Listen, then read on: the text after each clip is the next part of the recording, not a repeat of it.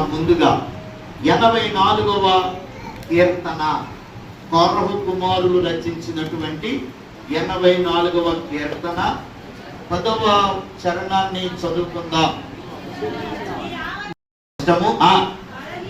భక్తిహీనుల గుడారములలో నివసించుట కంటే నా దేవుని మందిర ద్వారమునంత ఉండుట నాకు ఇష్టము. దేవుని స్తోత్ర. హల్లెలూయా. చదివినటువంటి వచనంలో ఒక ఆయన తన అనుభవాన్ని చాలా అద్భుతంగా చెప్తా ఉన్నాడు. ఆయన ఏమంటున్నాడంటే, నీ ఆవరణములో, ఆవరణం అంటే ఏమిటండి? దేవుని మందిరము. మందిరం అన్నా, గుడి అన్నా, టెంపుల్ అన్నా, ఆలయం అన్నా, మందిరం అన్నా, ఇవన్నీ పర్యాయ పదాలు. పరిశుద్ధ స్థలం. దేవునికి స్తోత్రం. నీ మందిరంలో ఒక్క రోజు గడుపుట ఎన్ని రోజుల కంటే శ్రేష్టము? 1000 దినముల కంటే శ్రేష్టం. 1000 దినములంటే ఎన్ని సంవత్సరాలు లెక్కేయొచ్చండి? సుమారుగా 3 సంవత్సరాలు లెక్కేయొచ్చు. స్తోత్రం. ఒక రోజు ఈజ్ ఈక్వల్ టు ఎన్ని సంవత్సరాలు? 3 సంవత్సరాలతో సమానం. అంత ఆశీర్వాదాలు మనం పట్టుకెళ్తున్నాం ఈరోజు. చప్పట్లు కూడా స్తోత్రం చెప్పండి. హల్లెలూయా. 1000 దినముల కంటే శ్రేష్టము. ఇంకో మాట అంటున్నాడు, చక్కని మాట. భక్తిహీనుల గుడారములలో నివసించుట కంటే, భక్తిహీనుల గుడారము, గుడారం అన్నా, ఇల్లు అన్నా, ప్యాలెస్ అన్నా, భవనం అన్నా, ఇవన్నీ ఒకటే కదా. మన ఇల్లు అండి. భక్తిహీనుల ఇళ్ళు ఉంటాయి. భక్తిహీనుల ఇల్లు అంటే ఏమిటి? భక్తిహీనులు అంటే అర్థం ఏంటి? దేవుని భయం వాళ్ళకి బొత్తిగా ఉండదన్నమాట. అబద్ధాలు ఆడతారు, దొంగతనాలు చేస్తారు, వ్యభిచారం చేస్తారు, అనవసరమైన అన్యాయపు వ్యాపారాలు చేస్తూ ఉంటారు, అన్ని రకాలైన పాపిష్టి కార్యక్రమాలు చేస్తున్నటువంటి వాళ్ళ ఇల్లుండి చూసారా? వాళ్ళ గురించి మాట్లాడుతున్నాడు. వాళ్ళ గురించి కూడా కాదు, వాళ్ళ ఇళ్లలో ఉండుట కంటే, భక్తిహీనులు గుడారములో నివసించుట కంటే నా దేవుని మందిర ద్వారము దగ్గర ఉండుట నాకు ఇష్టము. స్తోత్ర. ఈ మాట చెప్పినటువంటి వీళ్ళు అనుభవంతోనే చెప్తున్నారు. కోరహు కుమారులు రాసిన కీర్తన ఇది. కోరహు కుమారులు అంటే ఒకరా ఎక్కువ మందా? కుమారులు అంటే ఒకరా ఎక్కువ మందా? ఎక్కువ మందే. వాళ్ళు అనుభవంతోనే చెప్తున్నారు ఈ మాట. ఒకసారి ఏమైందంటే, మోషే నాయకుడిగా ఉన్న రోజుల్లో 3 ఆయనకు వ్యతిరేకంగా తిరుగుబాటు చేశారు. 3 నాయకులు అన్నమాట వాళ్ళు. దాతాను, అబీరాము, కోరహు, అది వాళ్ళ పేర్లు. మీరు ఆ గురించి చదవాలంటే ఇంటికి వెళ్ళాక ఎప్పుడైనా టైం ఉంటే సంఖ్యాకాండం 26వ అధ్యాయం చదివితే నేను చెప్పే విషయాలు తెలుస్తాయి అన్నమాట. ఈ 3 నాయకులు మోషేకు వ్యతిరేకంగా తిరుగుబాటు చేశారు. వాళ్ళకి ఏమని డిమాండ్ మొదలెట్టారంటే, ఎప్పుడు మోషే నాయకుడా, మేమెప్పుడు నాయకులం అవుతాం, మేము నాయకులుగా ఉంటాం, మాకు ఇవ్వండి అవకాశం అని చెప్పి మోషే మీద తిరుగుబాటు చేయటం మొదలు పెట్టారు. మోషేకు నాయకత్వం ఇచ్చింది మనుషుల, దేవుడా? డైరెక్ట్ గా దేవుడే పిలిచి నాయకుడిగా చేశాడు. స్తోత్రం. ఆ విషయం వాళ్ళకి తెలిసినా కూడా తెలియనట్టుగా అధికారం అంటే మనుషులు ఇచ్చేదేమో అనుకుని మోషే మీద తిరుగుబాటు చేయటం మొదలు పెట్టారు. ఈ తిరుగుబాటు కాస్త తారాస్థాయికి వెళ్ళిపోయింది. కొంతమందిని పోగు చేసి మోషేని తిట్టించటం, బూతులు మాట్లాడించటం, మోషే నిర్ణయాలకి అడుగడుగును అడ్డుపడటం, మోషే యొక్క ఆలోచనలన్నీ కూడా తప్పని తెలియచేయటం, ఇలాగా లేనిపోని కామెంట్స్ చేస్తున్నటువంటి రోజుల్లో మోషే చాలా సాత్వికుడు కదండి. ఒకప్పుడు కోపిష్టే, దేవుడు మార్చుకుని ఆయన మిక్కిలి సాత్వికుడిగా మార్చేశాడు కదా. మోషే అయితే రియాక్ట్ కావట్లేదు, ప్రార్థనే చేస్తున్నాడు. దేవుని స్తోత్రం. అయితే ఆ రోజుల్లో మోషే సైలెంట్ గా ఉన్న, పైనున్న దేవుడు సైలెంట్ గా లేడు. స్తోత్రం చెప్పండి. ఏ తప్పు చేయని వారిని, ఏ నేరం చేయని వారిని, ఏ నింద లేనటువంటి వారిని అనవసరంగా అన్యాయంగా మనం అనేస్తున్నాం అనుకోండి, మనం అంటున్నప్పుడు కామన్ గానే వాళ్ళు ఏమన్నారు? రియాక్ట్ అవ్వరు, సైలెంట్ గా ఉంటారు. వాళ్ళు మౌనంగా ఉంటున్నారు కదని చెప్పి ఇంకా రెచ్చిపోతుంటాం మనం. కానీ మనకు తెలియని ఒక సంగతి ఏంటంటే, మనం మౌనంగా ఉన్నా దేవుడు మౌనంగా ఉండడు. దేవుని స్తోత్రం. దేవుడు రియాక్ట్ అయ్యి వాళ్ళ ముగ్గురికి ఒక పనిష్మెంట్ ఇచ్చాడు. ఆ పనిష్మెంట్ ఇచ్చే ముందు దేవుడు ఒక అనౌన్స్మెంట్ చేశాడు. స్తోత్రం చెప్పండి. ఏంటి అనౌన్స్మెంట్ అంటే, ఇదిగో ఎవరెవరైతే ఈ గుడారాలలో నివాసం చేస్తున్నారో, ఎవరి గుడారాలు? కోరహు గుడారాలు, అబీరాము గుడారాలు, తాతాను గుడారాలు. ఆ రోజుల్లో వాళ్ళు నివసించేవి టెంపరీ హౌసెస్ కాబట్టి గుడారాలనే సంబోధించేవారు. ఎవరెవరైతే ఈ ముగ్గురు నాయకుల గుడారాలలో నివాసం చేస్తున్నారో అందులో మంచి వాళ్ళు ఉంటారు, కాస్త తెలివైన వాళ్ళు ఉంటారు. మా నాన్న చేసేసి తప్పండి, వాడు అలాగే ఉంటాడులేండి అని అనుకునే వాళ్ళు ఉంటారు. ఈ మూడు గుడారాలలో ఎవరైనా దేవునికి భయపడే వాళ్ళు ఉంటే కనుక అర్జెంట్ గా గుడారాల్లో నుంచి బయటికి నడవండి అని దేవుడు అనౌన్స్మెంట్ చెప్పాడు. దేవుని స్తోత్రం.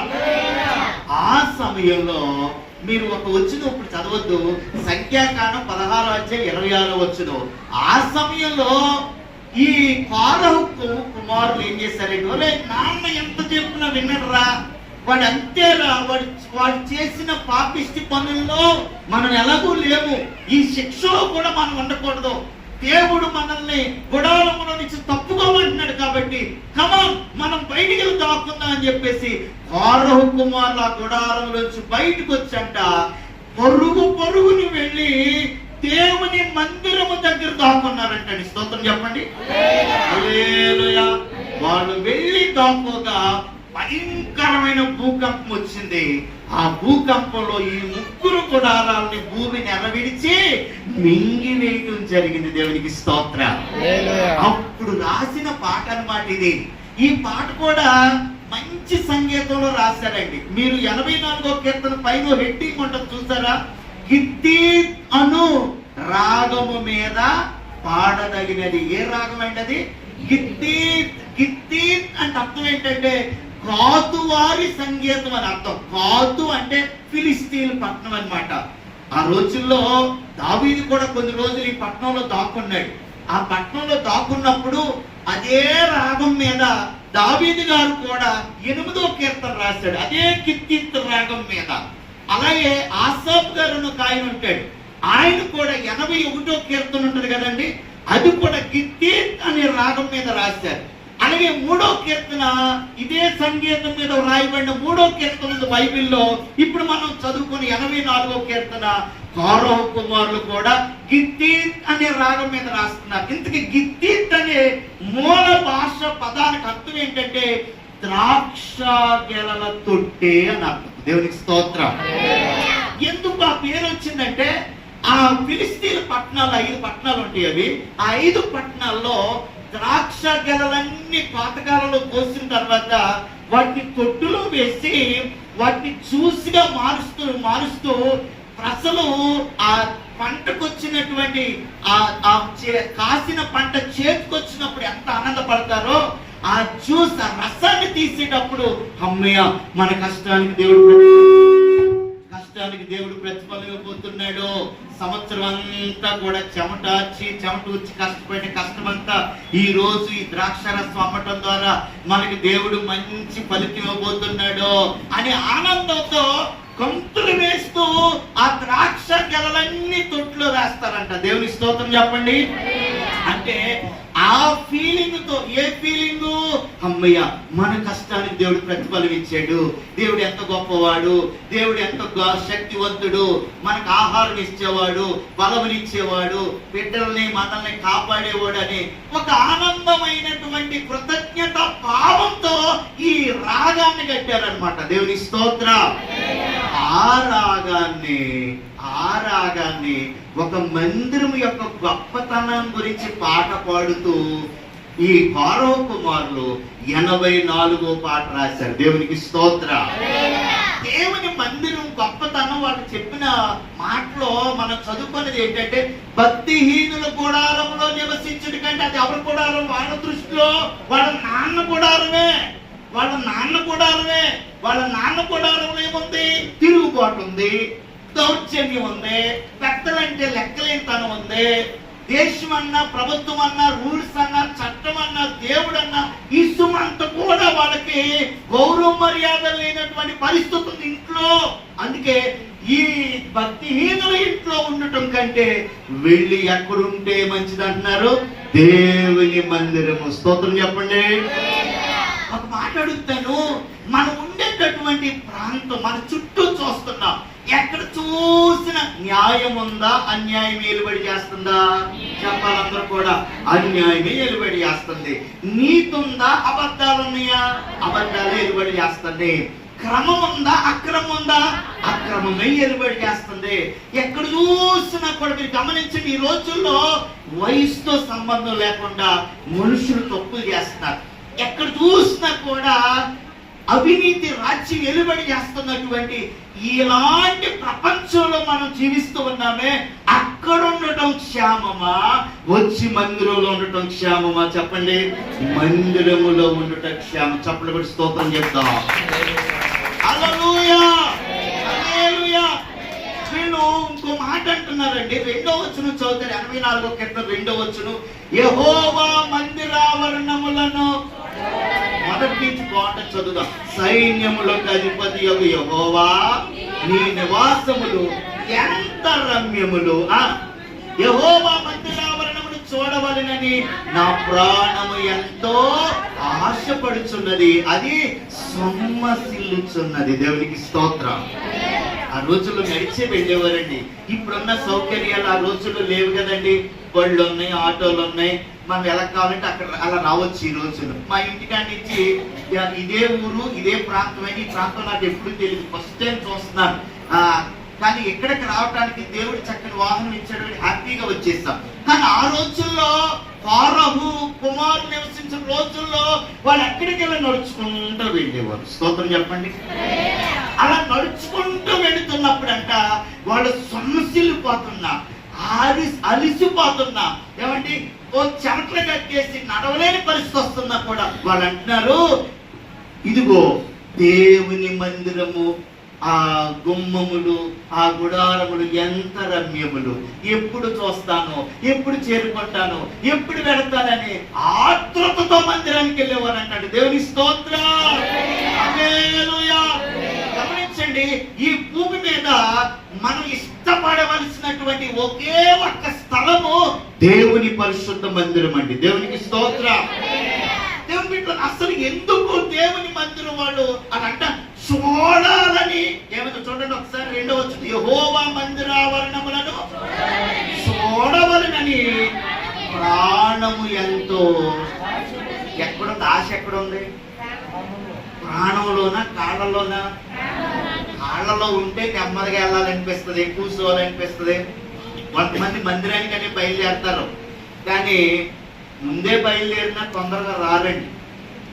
నేను పోతునీడిపాలెంలోను భక్తగూడెంలో పరిచయం చేస్తుంటాను. నేను గమనిస్తుంటాను, కొంతమంది విశ్వాసులు కరెక్ట్గా ఆరాధన 10ంటికి అనుకోండి, వాళ్ళు 10ంటికే రెడీ అవుతారండి. కానీ వచ్చేటప్పుడు మధ్యలో ఎన్ని గణనాలు ఉంటాయి తెలుసండి వాళ్ళకి. మధ్యలో ఆమె ఎవరో తాలింపు వేస్తుంటే వెళ్ళి టేస్ట్ చూడాలని, మధ్యలో ఎవరో పిలిస్తే ఏదో బాతకాని పెడితే మళ్ళీ బాతకాని ఏంటో అది ఆ తగ్గు తీర్చాలా. ఇవన్నీ చూసుకుంటా 1 by 1 అన్ని చూసుకుని గుడికి వచ్చేటప్పటికి అయ్యగారు ప్రసంగం చేస్తామో లేదా ఆశీర్వాదానికి రెడీగా అవుతామో జరుగుతూ ఉంటది అనమాట. గమనించండి, మనం ఎక్కడికెళ్ళి బయలుదేరామో, ఎందుకు బయలుదేరామో అక్కడికి వెళ్ళే వరకు మన ప్రాణము ఆశతో ఉండాలి. దేవునికి స్తోత్రం. గమనించండి, అసలు ఎందుకు మందిరం అలా బయట తెచ్చిపోతున్నారు వాళ్ళు? ఎందుకు అంత ఆశపడుతున్నారు? ఎందుకు చూడాలని తాపత్రయంతో ఉన్నారో 4 విషయాలు నేను చెప్తాను బైబిల్లో నుంచి. స్తోత్రం చెప్పండి. చివరిలో కొత్త సాక్ష్యం కూడా చెప్తాను. నేను మందిరం వల్లే బాగుపడేవాడిని, నేను మందిరం వల్లే పైకి వచ్చినవాడిని, నేను మందిరం వల్లే ఒక ఆశీర్వాదంలోనికి వెళ్ళిన వాడిని. దేవునికి స్తోత్రం. లాస్ట్ కంక్లూజన్ లో క్లుప్తంగా నా సాక్ష్యం కూడా చెప్పబోతున్నాను. ఎందుకు మందిరాన్ని మనం ఇష్టపడాలి, ఎందుకు మందిరాన్ని ఆశతో చూడాలి, ఎందుకు మందిరానికి రావటానికి ఉత్సాహాన్ని చూపించాలో 4 విషయాలు నేను జ్ఞాపకం చేస్తాను బైబిల్ గ్రంథంలో. మొదటిగా పరిశుద్ధ గ్రంథంలో నుంచి 132వ కీర్తన 14వ చరణాన్ని ఒకసారి చూద్దాం. 132వ కీర్తన 14వ చరణాన్ని చూద్దాం ఒకసారి. ఇది నేను కోరిన స్థానము, ఇది నిత్యము నాకు విశ్రమ స్థానము ఉండును, ఇక్కడనే నేను నివసించేదను. దేవుడు చెబుతున్న మాట, దేవుని మందిరాన్ని గురించి దేవుడు మాట్లాడుతున్న మాట ఏంటంటే ఎక్కడనే నేను నివసించేదను అంటున్నాడు. స్తోత్రం చెప్పండి. అంటే మందిరం అంటే ఎవరు నివసించే ప్లేస్ అమ్మా చెప్పాలి. ఇక్కడ ఎవరున్నారో వచ్చారు, మరి మీరు అందరూ ఎవరున్నారో వచ్చారు, ఇక్కడ దేవుడు ఉన్నాడని వచ్చాం మనందరూ. దేవునికి స్తోత్రం, హల్లెలూయా. అంటే మనం ఎవరితో మాట్లాడటానికి వస్తున్నాం? ఎవరి కోసం పాటలు పాడాలని, ఎవరికి ప్రార్థన చేయాలని, ఎవరు ముడితే స్వస్థపడతామని, ఎవరు దర్శిస్తే సమాధానం ఇంటికి వెళ్తామని, ఎవరిని చూడాలని వచ్చాం మనం. ఇది దేవుని ఇల్లు. దేవునికి స్తోత్రం, హల్లెలూయా. ఎప్పుడు మందిరం వెంట చూసినా కూడా మనకి ఎవరి ఇల్లని గుర్తొచ్చారు? మనకి రాజుగారి ఇల్లు కాదు. రాజుగారేమి ఇక్కడ సంసారం చేయట్లా, రాజుగారేమి ఆయన ఉండటానికి ఇంకా బిల్డింగ్ కట్టలేదు. ఇది ఎవరు నివసించాలని కట్టారు? ఆయన ఎలా నడిపించబడి, ఇది దేవుడు నివసించే పరిశుద్ధమైన స్థలం. దేవునికి స్తోత్రం. నేను మందిరం కట్టే తొలి రోజుల్లో ఒక మందిరాన్ని కడుతుంటే నైట్కి నైట్ వచ్చి తన భార్య ఎసుకుంచుకెళ్తుండేవాడు. అది దొంగతనం. మూటల్లో ఇసుక పూజ చేసుకుని నైట్కి నైట్ జారేస్తుండేవారు. తెల్లారి వచ్చి చూసేటప్పటికి తక్కువ ఉండేది ఇసుక. ఎట్రా ఏమవుతుందని నాకు పోయిన ఉండేది కాదు. విచిత్రం ఏంటంటే ఇక్కడ మందిరం కట్టబడుతుంటే ఆ ఇల్లు కూడా కట్టబడుతుంది. కొంతమంది నా దగ్గరకు వచ్చారు, అయ్యారు వాళ్ళకి చాలా అప్పులు ఉన్నాయండి, భార్య భర్తలు పనికి వెళ్ళరు, పాటకి వెళ్ళరు, ఎలా కట్టేస్తున్నారో మాకు ఏమి పోయిను లేదని అని అంటున్నారు. సరే ఏమోలే, దేవుడు ఎవరి ద్వారానో సహాయం చేసి ఉంటుంటాడులే అని నేను అనుకుంటున్నాను మనసులో. కానీ తర్వాత అర్థమైంది ఏంటి, ఐరన్ ఇక్కడదే నైట్ వెళ్ళిపోతుంది, సిమెంటు ఇక్కడదే నైట్ వెళ్ళిపోతుంది, ఇసుక ఎక్కడి నుంచి వెళ్ళిపోతుంది. ఈ తర్వాత నేను ఒక పర్సన్ పెట్టా అక్కడ. దేవుని స్తోత్రం. ఆపేశాడండి వాడిని. ఆ తర్వాత నేను చెప్పాను, అంటే మరీ డైరెక్ట్ గా నేను బాగోదు కదా. నేనేమన్నానంటే, ఇంతకీ విషయం చెప్పమంటారా, వాళ్ళు కూడా మన మందిరానికి వచ్చేవాడే. ప్రైజ్ ది లార్డ్, హల్లెలూయా. విషయం మొత్తం తెలిసిపోయి అనలేకపోతున్నాం. సరే ప్రార్థన చేయడానికి వెళ్ళాను గృహదర్శనాలు. అప్పుడు ఇంటికి వెళ్ళి ప్రార్థన చేస్తూ, నాయన ఈ గృహాన్ని దీవించిన ఆయన అనే ప్రార్థన చేశాను. నా మనసులో ఉంది ఇదంతా అక్కడదే నాయన, ఏంటో నాయన అని మనసులో అనిపిస్తూ ఉంది. కానీ మరి ఏం చేస్తావు, తప్పట్లేదు. ఆ తర్వాత జరిగిన పరిస్థితి ఏంటంటే కనుక ఆ ఇల్లు మధ్యలో ఆపేశారు. గొడవలు అయిపోయినాయి, ఇంట్లోనే గొడవలు అయిపోయినాయి, అన్నదమ్ములకు గొడవలు అయిపోయినాయి, కుటుంబాల్లో గొడవలు అయిపోయినాయి. చివరికి ఆ ఇల్లు కట్టలేకపోయారు. చివరికి ఏమైందంటే అసలు పునాదే బాగోలేదు అన్నాడంటే ఎవడో అంటుంటారు కదా, మీకు తెలుసు కదా సంగతి అంతా కూడా. మొత్తం పొక్లైన్లతో అక్కడ ఉన్నది మొత్తం తీసి పాడేసి మళ్ళా అప్పుడు ఆ రోజుల్లో భూమి ఎలా ఉండేదో సమానంగా మామూలు నిరుమైన అలాగే తయారు చేసేసారు. గమనించారా? దేవుని మందిరం అంటే ఎవరు కాపాడుకుంటారో దేవుడు ఆయన పని ఆయన ఎలా చేసుకోవాలి ఆయనకి బాగా తెలుసు. దేవునికి స్తోత్రం, హల్లెలూయా. రోజు నేను సాక్ష్యంగా చెప్పాలనుకున్నాను, సందర్భం వచ్చింది కాబట్టి.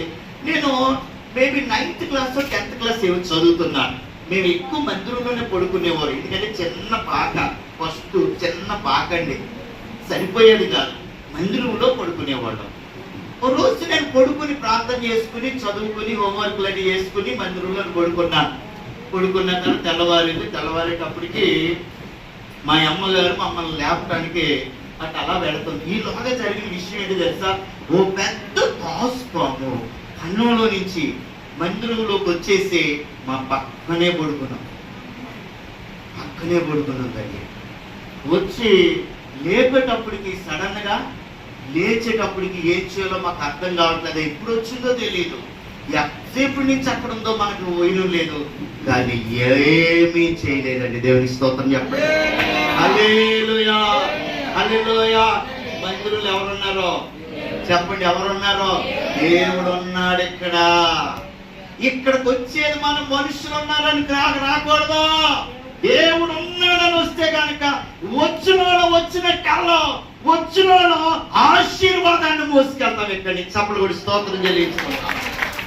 హల్లెలూయా. ఇంకో కారణం చెప్తాను, మందిరాన్ని ఎందుకు ఇష్టపడాలి అంటే కనుక మొదటి రాసుల గ్రంథము 8వ అధ్యాయము 29వ వచనంలో ఒక అద్భుతమైన ప్రార్థన ఉంది.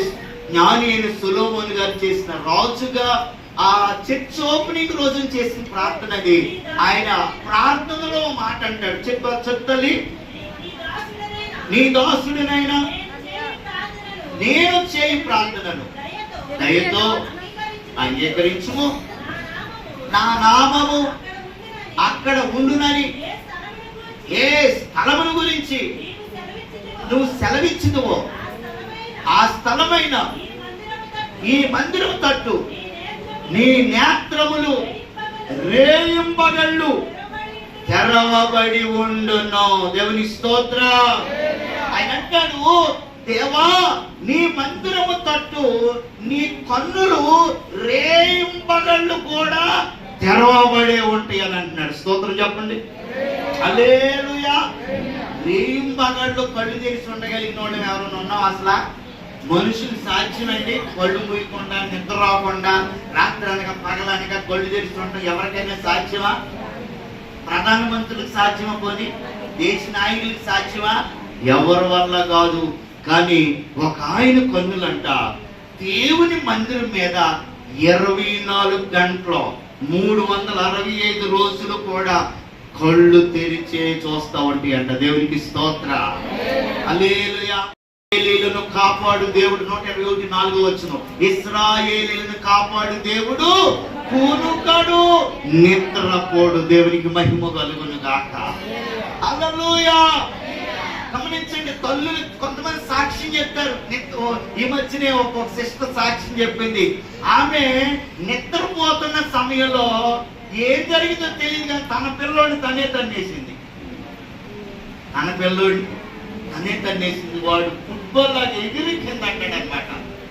పాపం వాడు ఎక్కడో పడి కాసేపు ఏడిసి మళ్ళీ ఆడికాడే నిద్రపోయాడు. పాపం తెల్లారిన తర్వాత లెగిసి చూసుకొని ఎక్కడున్నావే అంటే రాకుందట. ఆడి అక్కడున్నావేంటంటే ఆడి అని చెప్తాడు. అంటే తల్లి కన్ను మూసి కన్ను కానకుండా నిద్రపోయిన బిడ్డను మాత్రం కాపాడింది ఎవరు? దేవుడు. దేవునికి స్తోత్ర. అందుకంటాడు, తల్లి మరిచినా తండ్రి విడచిన నిన్ను విడువని దేవుడు. దేవుడు. దేవునికి స్తోత్ర. ఒకరోజు నేను కార్ డ్రైవింగ్ చేస్తున్నాను. నేను ఎప్పుడు బయటికి వెళ్ళినా ప్రార్థన చేసుకునే వెళ్తాం. మనందరం అంతే కదా, ప్రార్థన చేసుకోకుండా ఎప్పుడైనా బయటకు వెళ్తామా? వెళ్ళకూడదు కూడా. ప్రార్థన చేసుకుని అర్జెంట్ పని మీద కరెక్ట్గా కడుపు నిండా లంచ్ తినేసి, మధ్యాహ్నం భోజనం కడుపు నిండా తినేసి అప్పుడు డ్రైవింగ్ సీట్లో కూర్చుంటే ఏమవుతుంది? నిద్ర వస్తుంది. వచ్చేస్తుంది నిద్ర. కరెక్ట్గా సూరప్పగూడెం బ్రిడ్జి దిగాక, ఆ కింద రైలు వెళ్తుంది, పైన బ్రిడ్జ్ అని తెలుసు కదా మీకు, దిగాక నిద్ర వచ్చేస్తుందండి. ఆ నిద్ర ఎంత ఘోరంగా వచ్చేసిందంటే ఇక బండి ఎట్టి వెళ్తుందో కూడా పోయిన లేదు. డ్రైవింగ్ నా చేతిలోనే స్టీరింగ్ ఉంది కానీ నిద్ర వచ్చాను. ఇది ఎట్టి వెళ్తుందో తెలియట్లేదు. అలాంటి పరిస్థితుల్లో దేవుడు చేసిన అద్భుతం చెప్పమంటారా? వెనకాల నుంచి ఎవడొక్కడే మంది చేస్తాడండి. కార్లు ఎవరు లేదు, నేను ఒక్కడే డ్రైవింగ్ చేస్తాను. వెనకాల నుంచి మామూలు దెబ్బ కాదండి, చాలా గట్టిగా వస్తాయి. ఎంత కోపంతో ఎవడరా నన్ను కొట్టింది అన్నట్టుగా లేచాను అనమాట. అప్పటికే లెఫ్ట్కి వెళ్ళిపోయిందండి బండి. అప్పటికప్పుడు లేచి దాన్ని మళ్ళా కంట్రోల్ చేసుకుని మళ్ళా వచ్చాక అప్పుడు అర్థమైంది, ఖచ్చితంగా దేవుడు నన్ను లేపాడు. దేవునికి స్తోత్రం. కారు అక్కడ ఎక్కి కారు దిగి కాసేపు ప్రార్థన చేసుకుని, ప్రభువా నీకు ఎంతో వందనాలయ్యా, నిజంగా నువ్వే లేకపోతే కనుక ఈరోజు నేను అసలు ఉండేవాడిని కాదని ప్రభుని స్తుతించాలి. ఇవన్నీ వట్టి మాటలు కాదు, అనుభవాలు చెప్తున్నాం. దేవుని స్తోత్రం. ఎవరి కన్నులు 24 గంటలు ఉంటాయి మన మీద? అది నువ్వు చూడండి. మీ పిల్లలు స్కూల్కి వెళ్తారు, కోడి వెళ్ళగలరా? కాలేజీకి వెళ్తారు, కోడి వెళ్ళగలరా? ఒక వెళ్ళాడు అనుకో, ఏమంటారు? మరి పొత్తిగాను స్కూల్ కూడా వచ్చాక బయట నేను తిడతారా తిట్టరా? పిల్లలు తిట్టరా? కొన్ని కొంత వయసు వచ్చాక కొన్ని స్థలాలకి పిల్లలతో పాటు మనం వెళ్ళలే. దేవునికి స్తోత్రం. హల్లెలూయా. నేను నేపాల్ బార్డర్ లో, డార్జిలింగ్ లో పరిచయం చేస్తుండేవాడు. బైబిల్ ట్రైనింగ్ 3 సంవత్సరాలు అయ్యాను. అయిన తర్వాత ట్రైనింగ్ అయ్యాక వెంటనే పరిచర్యకి అక్కడ పంపించాను, భాష కానీ ఏరియాకి. నాన్నగారు ఒకే మాట అన్నట్టు, నేను ఇలా వెళ్తున్నాను నాన్న, ప్రాక్టికల్ సువార్త పరిచర్యకి వెళ్తున్నాను అని అంటే, నాన్నగారు అన్న మాట, నాన్న నేను బలహీనుడిని, అవిటి వాడిని, నేనైతే నీకు కూడా రాలేను, కాబట్టి నేను మాత్రం ఒక పని చేస్తా, నువ్వు ఎక్కడికి వెళ్ళినా కూడా నా ప్రార్థన నీ కూడా వస్తుంది అన్నాడు. దేవునికి స్తోత్రం. హల్లెలూయా, హల్లెలూయా. చాలా 2 సంవత్సరాల ప్రాంతంలో ఉండి, ఆ ఏరియాలో హిమాలయ పర్వతాల ప్రాంతంలో అనేక మందికి దేవుని వాక్యాన్ని ప్రకటిస్తూ, స్వార్థ పరిచయం చేస్తూ, సంఘాల్లో అనేక మంది యవనస్తులు ప్రోత్సహిస్తూ పరిచయం చేస్తున్నప్పుడు ఒంటరితనం ఒక్కొక్కసారి వేధిస్తూ ఉండేది. ఆ ఒంటరితనంలో అనేక మార్లు తండ్రి లేకపోయినా తండ్రి ఉన్నట్టే ఆదరణ దొరికేది. దేవునికి స్తోత్రం. అప్పుడు రైల్వే స్టేషన్ లో ట్రైన్ కోసం వెయిట్ చేస్తున్నాను. న్యూ జల్పాయిగురి, మన భారతదేశంలో 3వ బెటాలియన్, ఆర్మీ బెటాలియన్ ఉంటది, ఆ ఊర్లోనే ఉంటది ఆ బెటాలియన్. ఆ న్యూ జల్పాయిగురి అని అంటారు, అస్సాం రాష్ట్రంలో ఉంది అది.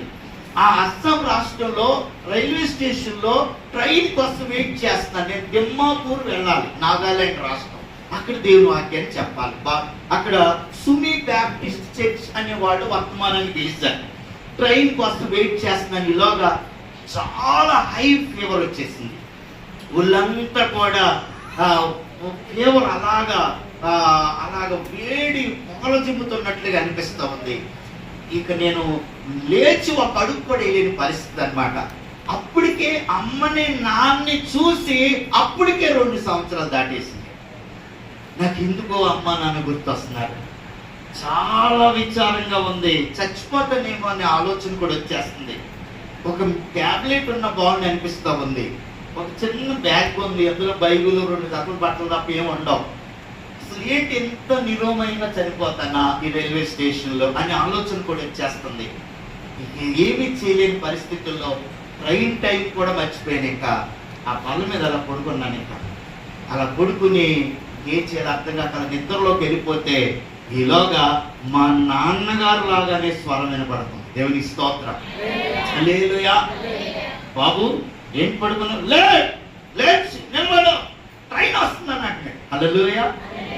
ఏదో వాయిస్ వినపడుతుంది. తెర చూస్తే నాన్న కాదు, ఏదో స్వరం వినపడుతుంది. లేచి కూర్చునేటప్పటికి ఫీవర్ ఏమైపోయిందో, బలహీనత ఏమైపోయిందో తెలీదు. నూతన బలం వచ్చింది. బ్యాగ్ వచ్చి చక్కగా ట్రైన్ ఎక్కిస్తారు. స్తోత్రం చెప్పండి. హల్లెలూయా. ఎవరి చూపైనా అరిపోద్దు కానీ దేవుని కళ్ళు రాత్రి మందిరం మీద ఉంటాయి, పగల మందిరం మీదే ఉంటాయి. సీజన్తో సంబంధం లేదు, ముహూర్తాలతో సంబంధం లేదు, ఆ వయసు లేదు, ఈ వయసు లేదు, ఆ రోజు ఈ రోజు లేదు. ఎనీ టైం నువ్వు వచ్చి ఇక్కడ మోకరిస్తే దేవుని కన్ను నీ వైపు చూస్తూ ఉంటది. దేవునికి స్తోత్రం. హల్లెలూయా. 2 కారణాలు చెప్పాను. ఇక్కడ ఎవరు నివసిస్తున్నారు? దేవుని నివసిస్తున్నారు. ఎవరు చూపు ఉంది ఇక్కడ? దేవుని చూపు ఉంది. 3వ కారణాన్ని కూడా మీకు నేను జ్ఞాపకం చేస్తాను. దేవుని బిడ్డలారా, 118వ కీర్తన 26వ చరణాన్ని ఒకసారి చదువు తల్లి. 118, 26.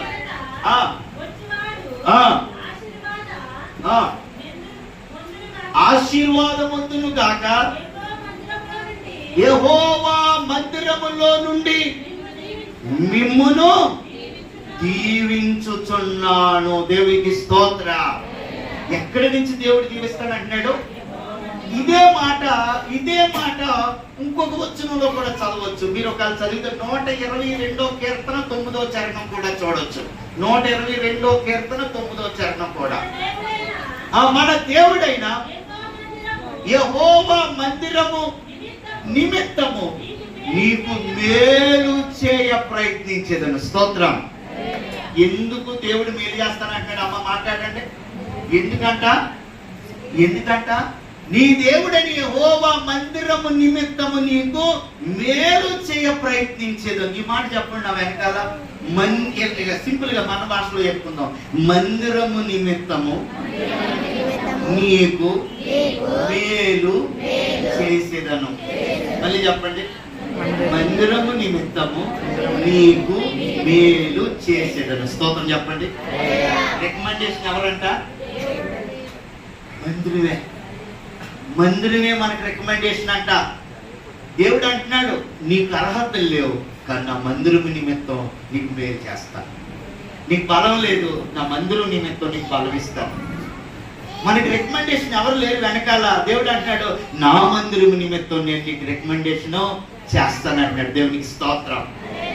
దేవుడు అండి మన నడకలు, మన అడుగులు లెక్కేసుకుంటాడంట. నువ్వు ఎన్ని రోజులు ఎక్కడికి వచ్చావు, ఎన్నిసార్లు బైబిల్ చదివా, ఎక్కడ ఎన్నిసార్లు దైవజనులు వర్తమానం అందిస్తుంటే విన్నావు, ఎన్నిసార్లు చప్పట్లు కొట్టి దేవుని స్తుతించావు, ఎన్నిసార్లు చేతులెత్తి దేవునికి మహిమ చెల్లించావు, ఎన్ని కన్నీళ్లు బొట్లకి రాల్చావు, ఎన్నిసార్లు ఇక్కడ ఉపవాసం ఉండి దీక్ష పట్టావు.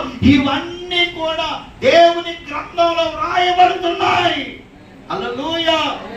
అందుకే దేవుడు అంటున్నాడు, నా మందిరము నిమిత్తమే నీకు మేలు చేస్తానంటాడు. దేవునికి స్తోత్రం.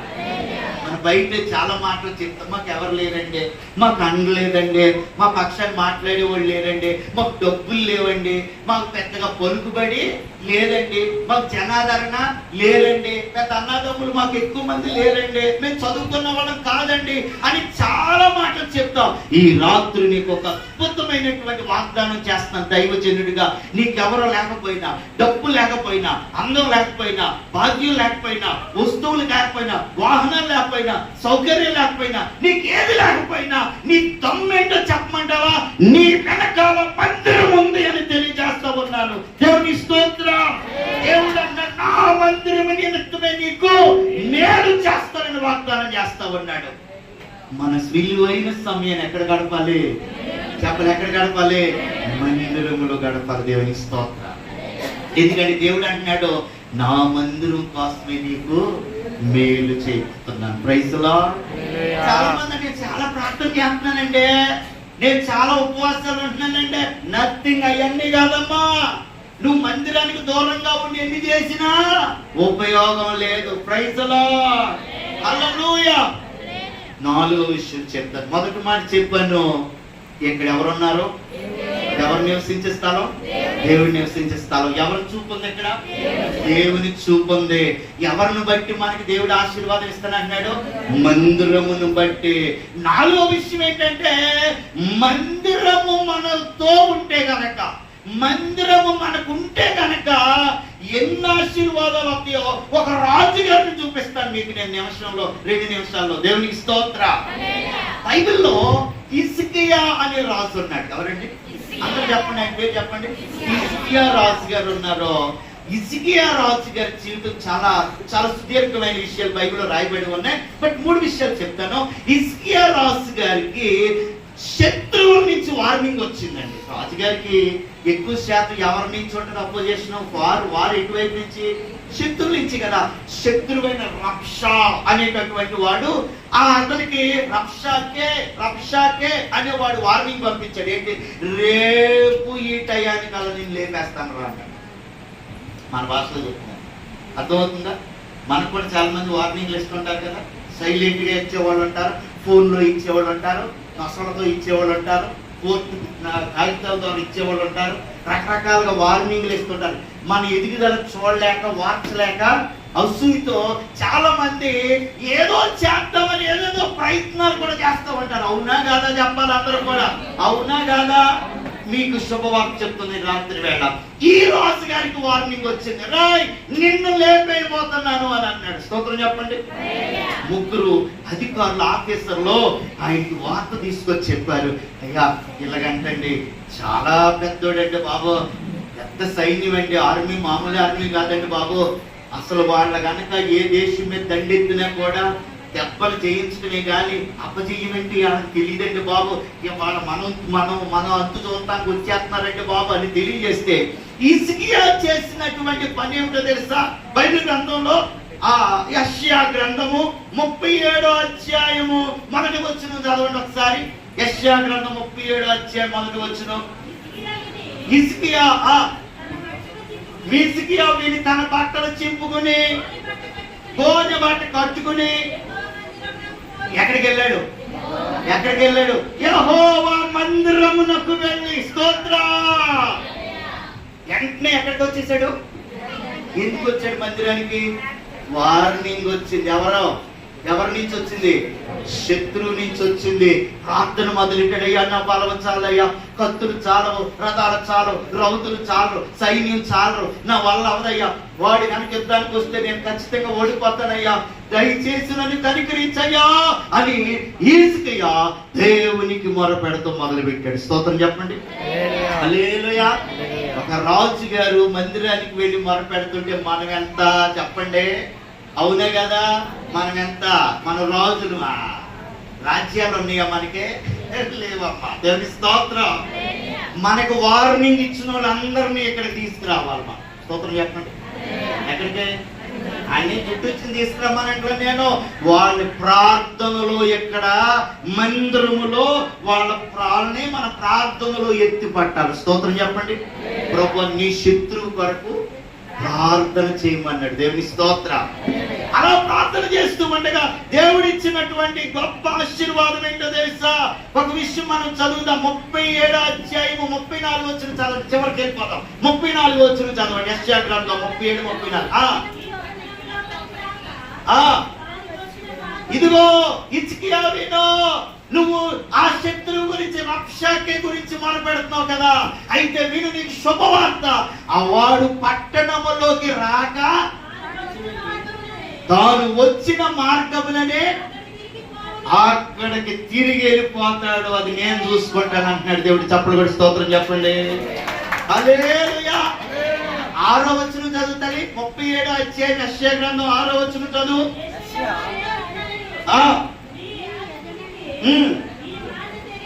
తెలియచేయుడి, యెహోవా సెలవిచ్చినదేమనగా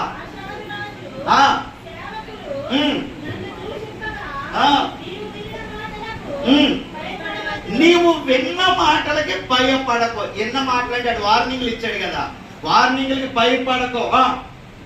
చదువుతాను. అతనిలో ఒక ఆత్మను నేను పుట్టించబోతున్నాను. ఒక వదంతి విని తన దేశమునకు వెళ్ళిపోతాడని చెప్తున్నాడు. చప్పలు కూడా స్తోత్రం చెప్పండి. హల్లెలూయా. ఏదో ఒక ఆత్మ పెడతాడంట దేవుడు. ఆ ఆత్మ అతనిలోకి వచ్చిన తర్వాత ఆడికి మెంటలు వస్తుందంట. ఆ మెంటలు వచ్చాక ఆడికి ఏ దేశంలో నుంచి వచ్చాడో ఆ దేశానికి వెళ్ళిపోతాడో. నేను చూసుకుంటానులే నాన్న, కళ్ళంట నీళ్లు తుడిసి నీ ప్రార్థన నేను విన్నానులే, ఇంటికి వెళ్ళని నేను ఆ యుద్ధం చూసుకుంటానని పంపించాడు. స్తోత్రం చెప్పండి. హల్లెలూయా. అందుకే మన యుద్ధం ఎవరిది? యుద్ధం యెహోవాదే. ఇప్పుడు చెప్పండి, మందిరములోకి రావటం వల్ల శత్రువుల పైన హిజ్కియాకి ఏమొచ్చింది? విజయం వచ్చింది. దేవునికి స్తోత్రం. ఈ రోజు నీకున్నారా వార్నింగ్లు ఇచ్చినాడో, చూస్తేనే వార్చలేనాడో, చూసి ఉమ్మేసేవాళ్ళు, నీ అంతు చూస్తా, నిన్ను లేపేస్తా, నీ బిడ్డల్ని పెళ్ళిళ్ళు అప్పండి ఆపేస్తా, నీకు ఉద్యోగాలు రానేను, ఆడతో చెప్తా, ఏళ్ళతో చెప్తా, నేను ఉండగా నువ్వు డెవలప్ అవ్వు అని చెప్పేవాళ్ళు ఉన్నారా? ఉంటే నేను వాళ్ళందరినీ మందిరములో ప్రార్థనలో తీసుకొచ్చే పోతున్నావు నువ్వు. దేవునికి స్తోత్రం. హల్లెలూయా. నాకు ఒకడు వార్నింగ్ ఇచ్చాడండి. ఒకడు వార్నింగ్ ఇచ్చాడు. ఏమని వార్నింగ్ ఇచ్చాడు తెలుసా? నువ్వు స్కూల్ ఎలా నడుపుతావో నేను చూస్తానన్నాడు. ఎలా నడుపుతావో చూస్తానని వార్నింగ్ ఇచ్చాడు. చాలా పెద్ద ఆయన, చాలా పెద్దోడు. నాకు భయమేసింది, నిజమేనేమో ఈరోజు చేస్తాడేమో అనుకో. నిజంగా 2-3 ప్రయత్నాలు కూడా చేశాడు. 2-3 ప్రయత్నాలు చేశాడు. ఆ మాట అన్న సంవత్సరం తిరగక ముందే దేవుడు ఆయన తీసేసుకున్నాడు. స్తోత్రం చెప్పండి. అతను పోయినందుకు నేనేమి హ్యాపీగా లేను, కానీ నన్ను చూస్తాను అన్నాడు. నన్ను చూస్తాను అంటే నేను బాగా చూసుకుంటాను, నేను అది కాదు భాష. చూస్తాను అంటే నీ అంతు తేలుతానని అర్థం అనమాట. అంతు నేనైతే ఆయన అంతేమీ తేల్చలేదు, కానీ నేను నమ్మిన దేవుడు అతన్ని చూడనీయలేదు. దేవునికి స్తోత్రం. దేవుడు మన పక్షమున ఉండగా మనకు విరోధి ఎవడు? దేవునికి స్తోత్రం. మందిరమా మజాకా? నువ్వు మందిరానికి తిన్నగా వచ్చి, నమ్మకం వచ్చి, టయానికి వచ్చి, మానకుండా వచ్చి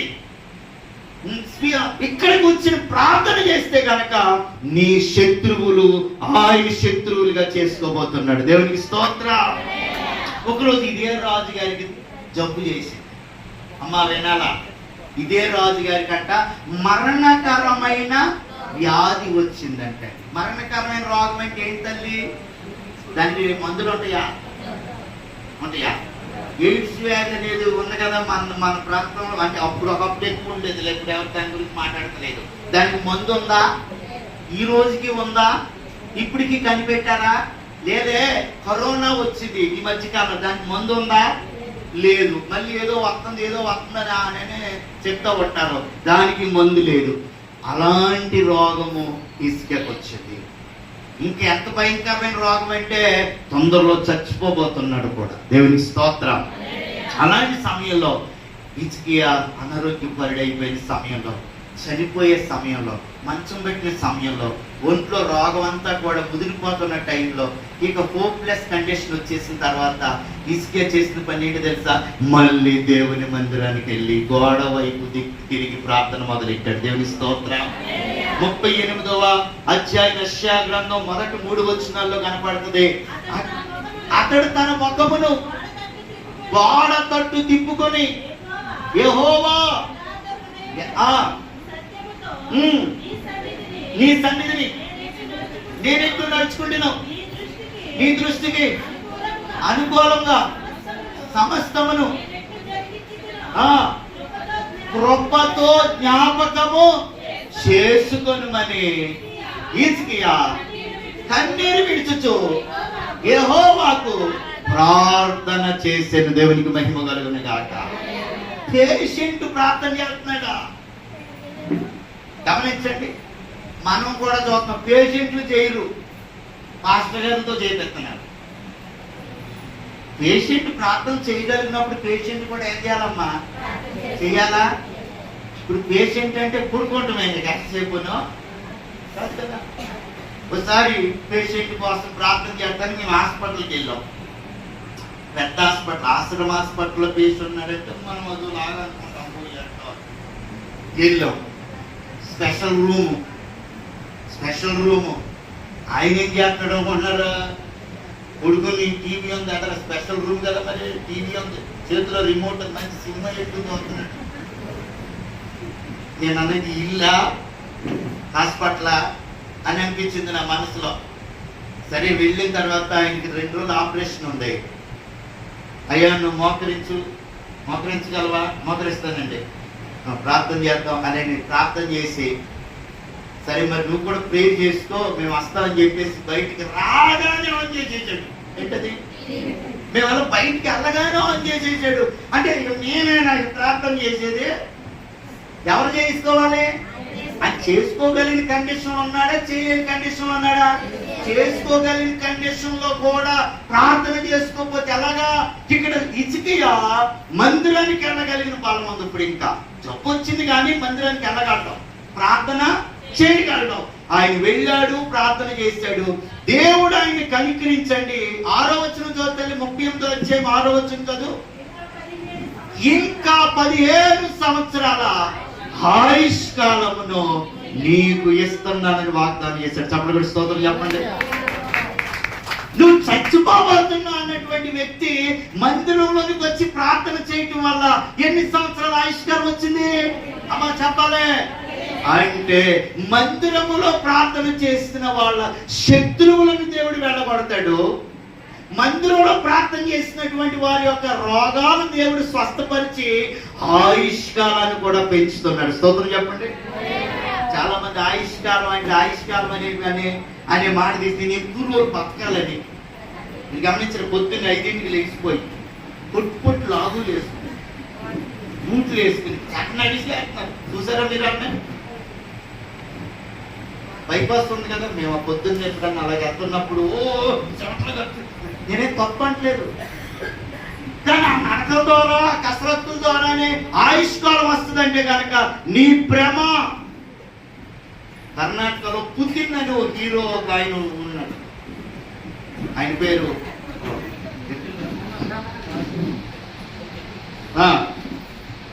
పునీత్ కుమార్. పునీత్ కుమార్ ఆయన హీరో, చాలా సినిమాలు మంచి హీరో.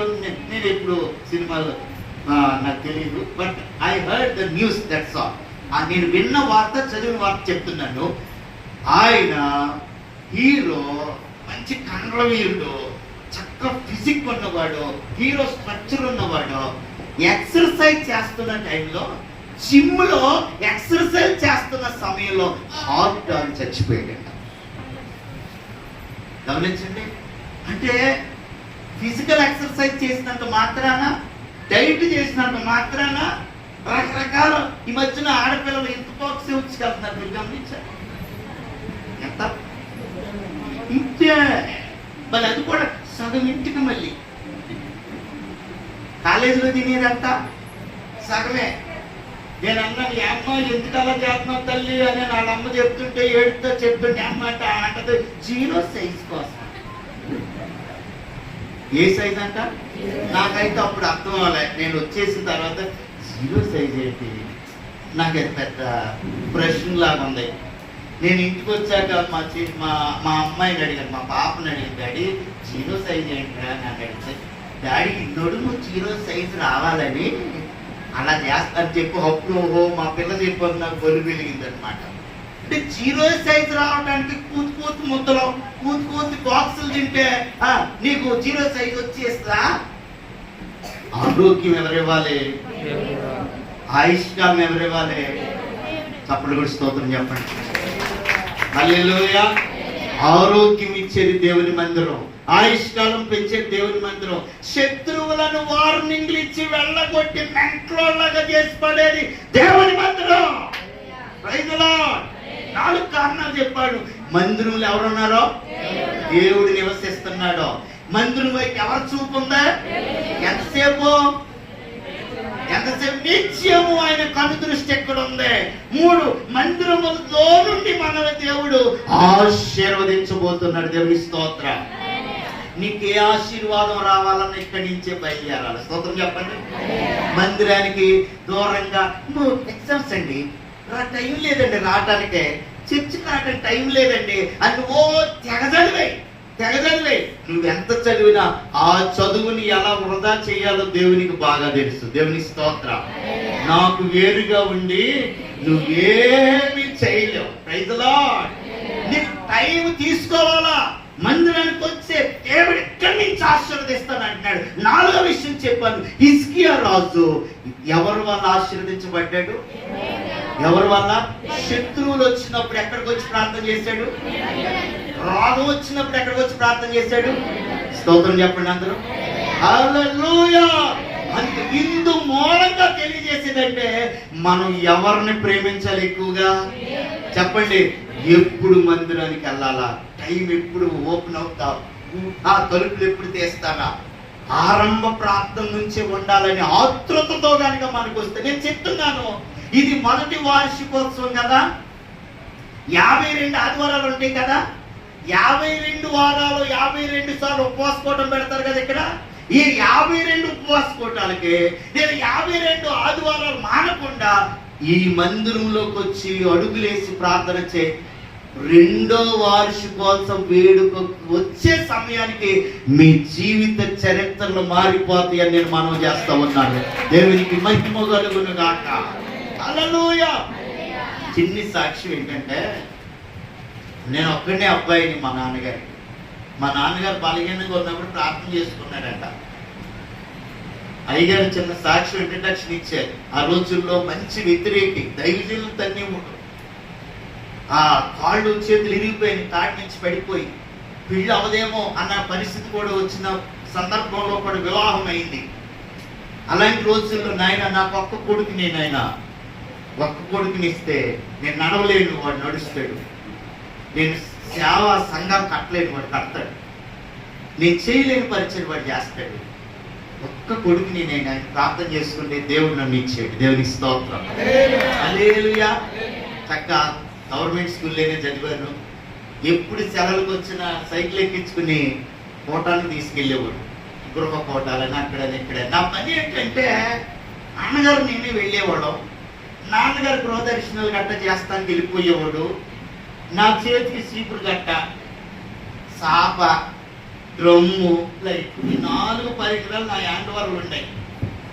వెళ్ళంటే అక్కడ ఉన్న స్థలం అంతా తుడిచేసి మొత్తం స్థలం అంతా క్లీన్ చేసి చాపేసి మీటింగ్కి రెడీ చేయటం అనమాట నా పని. చిన్నప్పటి నుంచి అదే పని కదా, అలవాటు అయిపోయి అప్పట్లో కొన్ని రోజులు పెద్దనయ్యా తిట్టుకునేవాడిని. ఎప్పుడు చీపురు కట్టి నాకేనా అని తిట్టుకునేవాడిని అనమాట. తర్వాత మందిరం కట్టబడిన తర్వాత కూడా జనాలు టయానికి వచ్చేవారు కాదు.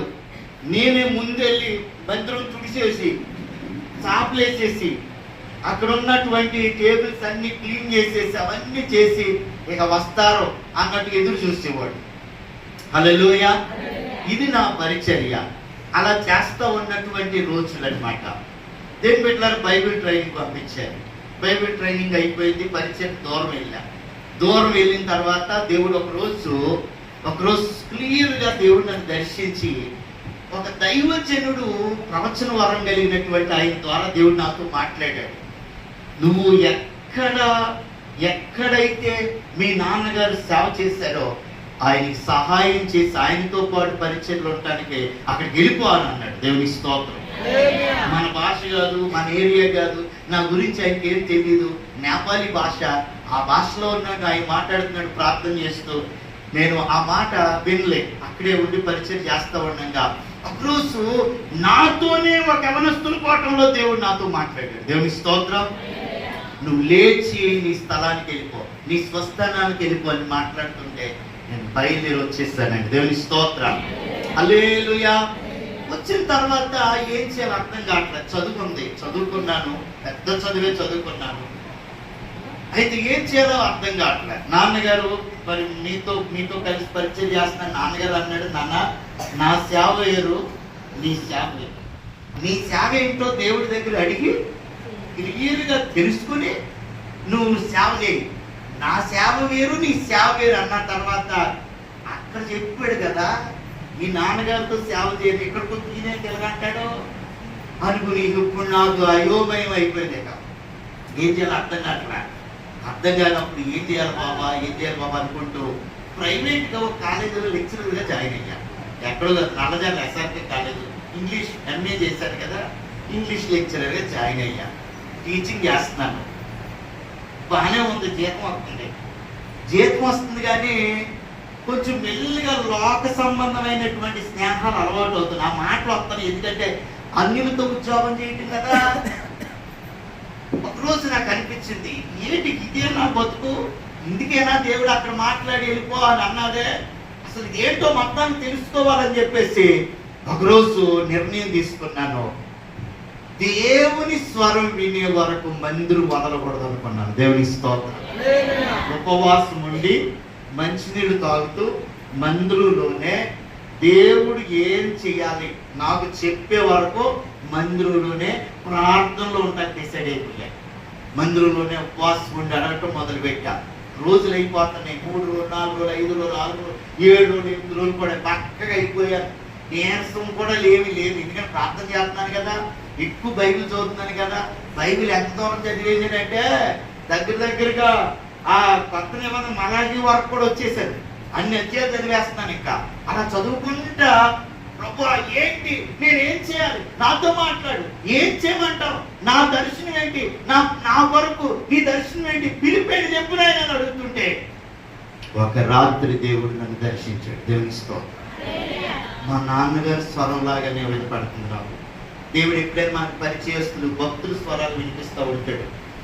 నా కుమారుడా, ఏంటి నీ ఆలోచన ఏంటి చెప్పు. ఒక వ్యక్తి మాట్లాడినట్టే మాట్లాడుతున్నాడు. నేను చెప్తున్నాను, అయ్యా అసలు నా పట్ల నీ ఉద్దేశం ఏంటి, what you want me to do, నేనేం చేయాలి చెప్పు, నాకు క్లియర్గా నాకు ఎక్స్ప్లెయిన్ చేయి, నా లైఫ్ నా భవిష్యత్తుని చెప్పు అడుగుతుంటే ఆయన అన్నాడు, నేను నిన్ను ఒక సంస్థగా దీవించాలనుకుంటున్నాను అన్నాడు. దేవుని స్తోత్రం.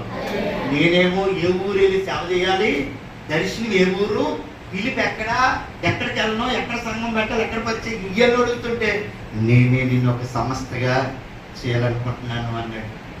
మంచి వాయిస్ వినపడేటప్పటికి వెంటనే బయలుదేరి మా నాన్నగారి దగ్గరికి వచ్చి నాన్న లేపి చెప్తున్నాను, నాన్న ఇలా వినపడిందని చెప్తే, బాబు నమ్మి విశ్వాసంతో కంటిన్యూ అవ్వు, దేవుడు నిన్ను దర్శించాడు, నీకంటూ ఒక పరిచయం దేవుడు అప్పగించబోతున్నాడు అని ఆయన కూడా ధైర్యం ఇచ్చాడు. ఆయన ఉద్యోగం మానలేదు, మాననే చెప్తాడు, సంస్థగా చేస్తానన్నాడు కానీ మానని చెప్తాడు. అలా వెళ్తున్నాను, ఒకరోజు సడన్గా యాక్సిడెంట్ అయ్యి చెయ్యిపోయితే హాస్పిటల్లో అడ్మిట్ అయిపోయాను. ఆపరేషన్ చేశారు. ఆపరేషన్ చేసినప్పుడు ఏంటి ఎలా జరుగుతుందా, అప్పటికే అది 2-3 సార్లు పడ్డాను కానీ అది మేజర్ అనమాట. ఇలా అస్తమాటు పడుతున్నాను ఏంటి, చెయ్యిపోయింది ఏంటి, ఇలాంటి పరిస్థితి ఏంటి, దేవుడు అన్నట్టు సంస్థగా చేస్తాను అన్నాడు, ఇక్కడే మంచం ఎక్కించాడు ఇక్కడ అని రకరకాలుగా నేను నాలో నేనే మదన పడతా. హాస్పిటల్ బెడ్ మీద మళ్ళా కన్నీరు గార్చి మళ్ళీ ప్రార్థన చేయడం మొదలు పెట్టాను. దేవుని స్తోత్రం. నువ్వు మీద అన్నావు బాగానే ఉంది కానీ అసలు ఇది ఎలాగా, నన్ను ఎట్లా స్టార్ట్ చేయమంటావు, ఈ ఉద్యోగం వెలిగే చేయనా ఏంటని అడిగితే దేవుడు అన్నాడు, జాబ్ వదిలేసి జాబ్ విడిచిపెట్టేసి నా సేవ మొదలు పెట్టి అన్నాడు. దేవుని స్తోత్రం. మరి నానేమన్నాడు, నా సేవలోకి రావద్దన్నాడు. ఏంటంటే మరి నా సేవ ఏంటి, మరి ఏంట్లో అనంటే ఇలాగ నన్ను తర్జుమా చేయడానికి పిలుస్తున్నారు కొంతమంది. స్తోత్రం. హల్లెలూయా. నేను పరిచయస్తులు చాలా మంది ఉన్నారు, brother Praveen please come to that so and so conference, అక్కడి నుంచి ఎవరు వస్తున్నారు, తెలుగు రాదు, వాళ్ళు ట్రాన్స్లేషన్ చేయాలి, నువ్వు రా అని చాలా ప్రాంతాలకే నన్ను పిలవటం మొదలు పెట్టారు. స్తోత్రం. నా ట్రాన్స్లేషన్ బాగుందని విని ఇంకా చాలా మంది పిలుస్తున్నారు. టైం ఉంటా చక్కగా వెళ్తున్నాను, ట్రాన్స్లేషన్ చేస్తున్నాను, ఏదో డబ్బులు ఎత్తుంటే తీసుకుని వచ్చాను. ఓ రోజు అది బోరు కొట్టి మళ్ళీ ప్రార్థన చేస్తాను. నాయన అంటే వాడుకుంటాను అని అంటే ఇదా, అది ఏదో ఇస్తున్నారు అది తెచ్చుకుని మళ్ళీ వచ్చేస్తాను ఇదా అని అంటే లేదు, పరిచర్య అప్పగించబోతున్నాను అన్నాడు. దేవునికి స్తోత్రం కలుగును గాక. హల్లెలూయా హల్లెలూయా. దేవుని బిడ్డలారా, సాక్ష్యం కట్ షాట్ చేస్తే మీరు ఎప్పుడైనా అవకాశం ఇస్తే వచ్చి ఇంకా చెప్తాను. దేవుని బిడ్డలారా, ఆ మాట అన్న దేవుడు ఈ రోజు నన్ను ఒక సంస్థగా ఆశీర్వదించాడు. దేవునికి స్తోత్రం కలుగును గాక. హల్లెలూయా. నేను ఎప్పుడు ఊహించలేదు ఒక స్కూల్ పెడతానని, ఆర్ఫనేజ్ పెడతానని, విడోస్ సపోర్ట్ చేస్తానని, లెప్రసీ కాలనీ కడతానని, నేను ఎప్పుడు ఇంత పరిచయం చేస్తానని నా కళ్ళలో కూడా ఊహించలేదు. పోయిన సంవత్సరం అక్టోబర్లో అమెరికాలో వాక్యం చెప్పడానికి వెళ్ళాను. దేవునికి స్తోత్రం. అద్భుతంగా దేవుడి ద్వారం తెరిచాడు. మొట్టమొదటిసారిగా అమెరికాలో మరి నిలబడి నార్త్ పాయింట్ చర్చ్ అనేటటువంటి సంఘంలో డాలస్ టెక్సస్ అనేటువంటి ప్రాంతంలో నిలబడి నేను వాక్యం చెప్తానికి నిలబడినప్పుడు కళ్ళంట నీళ్లు వస్తున్నాయి. నాయన నేను ఎప్పుడు ఊహించలేదు, నువ్వు అన్నావు కానీ నేను తక్కువ అంచనా వేశాను, కానీ ఈ రోజు ఈ వేదిక మీద నిలబడి ఎంత వందల మందికి నేను వాక్యాన్ని ప్రకటిస్తున్నానంటే ఇది నీ కృప, నీ దర్శనం నాకు అర్థమవుతుందని ఆ రోజు ఏడుస్తానే వాక్యం చెప్పాను. దేవునికి మహిమ కలుగును గాక. హల్లెలూయా. నేను ఫైనల్ గా చెప్తాను, ఈ ఆశీర్వాదం అంతటికి మూల కారణం ఏంటో తెలుసా? నేను ఎక్కడ పడుకునేవాడిని, మందిరంలో. ఏం తుడిసేవాడిని అమ్మా చెప్పాలి, ఏం తుడిసేవాడిని, ఎక్కడ చేపలు సత్తేవాడిని. అయ్యగారులు వచ్చేటప్పటికి మందిరం అంతా క్లీన్ గా ఉండడానికి కారణం నేను అలాంటి పరిచర్య దేవుడు నాకు అప్పగించాడు. దేవుని స్తోత్రం. అదే మందిరంలో నుంచి లేవనెత్తి ఈ రోజున డైరెక్ట్ గా 10 మందిరాలు కట్టే కృప, ఇండైరెక్ట్ గా 25 మందిరాలకి సహాయం చేసే కృప దేవుడు నాకు ఇచ్చాడు. దేవునికి స్తోత్రం కలుగును. హల్లెలూయా. చెప్పండి, ఎక్కడి నుంచి దేవుడు మనం దీవించబోతున్నాడు? అమ్మ చెప్పలు ఎక్కడి నుంచి? ఎక్కడి నుంచి? కొంతమంది డాక్రాలో నుంచండి, లోనుల్లో నుంచండి, లేకపోతే అక్కడి నుంచండి, ఇక్కడి నుంచి. అమ్మ నువ్వేమి గాలి మేళ కట్టబాక. నీకే అవకాశం వచ్చినా, ఎవరు నీ మీద జాలి చూపించినా, ఎవరు దయ చూపించినా, ఏ లోన్ వచ్చినా, ఏ ఆఫీసర్ ద్వారా నీతో మాట్లాడినా, ఎవరు నీ పక్షాన సాక్ష్యం చెప్పి నీ కోసం సంతకం పెట్టినా, ఏదైనా ఆ కనికరం ఆ దయ అక్కడి నుంచి మొలవాలే. చెప్పాలి, మందిరములో నుంచి మొలవాలి. దేవునికి స్తోత్రం. ఈ మొదటి వార్షిక వేడుక రోజున ఈ రోజు ఒక నిర్ణయం తీసుకో. ఏంటి చెప్పనా? ఈ రోజు నుంచి ప్రభువా నేను మందిరం విడిచిపెట్టనయ్యా. అవసరమైతే నీ డెడ్ బాడీ అన్న రావాలి, కానీ నువ్వు మాత్రం మందిరం మానకూడదు. దేవునికి స్తోత్రం. హల్లెలూయా.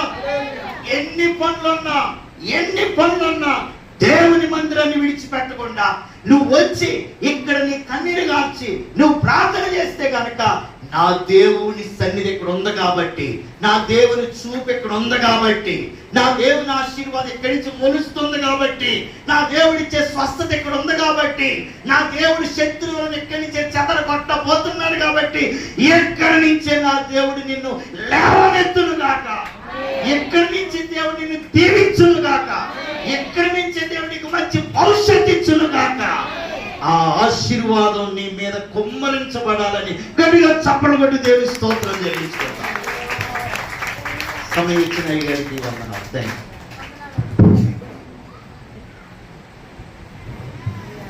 దేవునికి స్తోత్రం. హల్లెలూయా. దేవుడు నాతోటే మాట్లాడారు అన్న వాళ్ళందరూ ఒకసారి హల్లెలూయా చెప్పండి. అందరూ కాదు, నాతోటే దేవుడు ఈరోజు మాట్లాడారు అన్నవాడు మాత్రమే.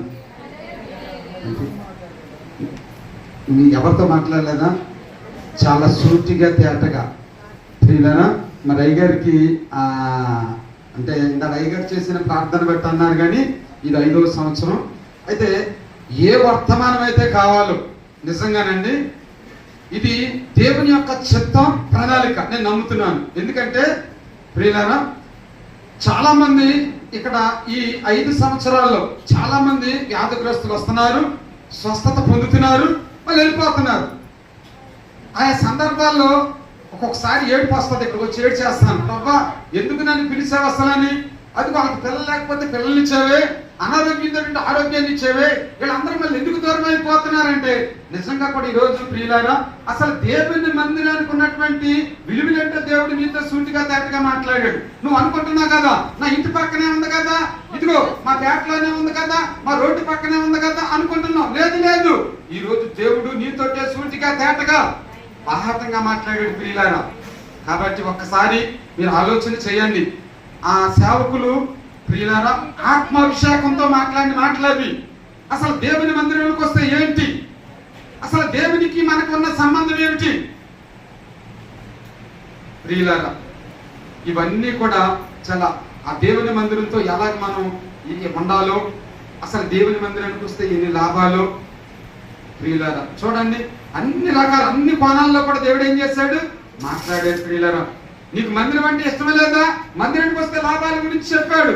నువ్వు మందిరానికి సరిగా రావట్లేదా, నీకు మేలు ఎలా జరుగుతాయని చెప్పాడు. రాజు అంతటి వాడే మందిరానికి వచ్చారని చెప్పాడు ప్రియులారా. మనమంతటి వారు ఇన్ని రకాలైనటువంటి కోణాల్లో దేవుడు నిజంగా కూడా ఆత్మ అయ్యగారి ముందు ప్రార్థన చేసినట్టు ఆత్మాభిషేకంతో వాడుకో ప్రభు అన్న రీతిగా మరి ప్రవీణ్ కుమార్ అయ్య గారిని దేవుడు చాలా అద్భుతంగా వాడుకున్నారు. కాబట్టి ఆయనకి ప్రత్యేకంగా వందనాలు చెల్లిస్తున్నాను ప్రియులారా. నాన్న అంటే నేను ఈయన వర్తమానం వాస్తవానికి ఎప్పుడు వినలా, కానీ మాకేంటంటే ఆయన అయ్యగారే. కానీ ఈయన వర్తమానం అంటే ఈయన వర్తమానం అని కాదు, కానీ దేవుడు మాట్లాడే విధానం చూస్తే ఎలా ఉందో తెలుసా అండి. ప్రతి క్రైస్తవులు అన్నవాళ్ళు లేక దేవుడు అంటే తెలియని వాళ్ళు, దేవుడిని తెలుసుకున్న వారు పౌరుషంతో జీవించాలి. దేవుడు తెలియనటువంటి వారు దేవుడిని తెలుసుకోవాలి. ఇది మతం కాదండి, ఇది మార్గం. ఇది మతము కాదు, ఇది మార్గం. కాబట్టి ప్రియులారా ఇక్కడ శాలేం అనే ప్రార్థనా మందిరం ఉంది. కాబట్టి దేవుడు ఎన్నో కార్యాలు మేము చాలా చాలా చూస్తామండి.